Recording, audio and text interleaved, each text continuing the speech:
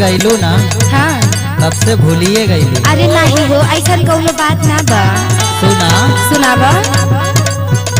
जब से ससुर तू गईलू बारू से खी में, हाँ हाँ से खी में हमके भूल गईलू रानी हम बड़ा से हती में।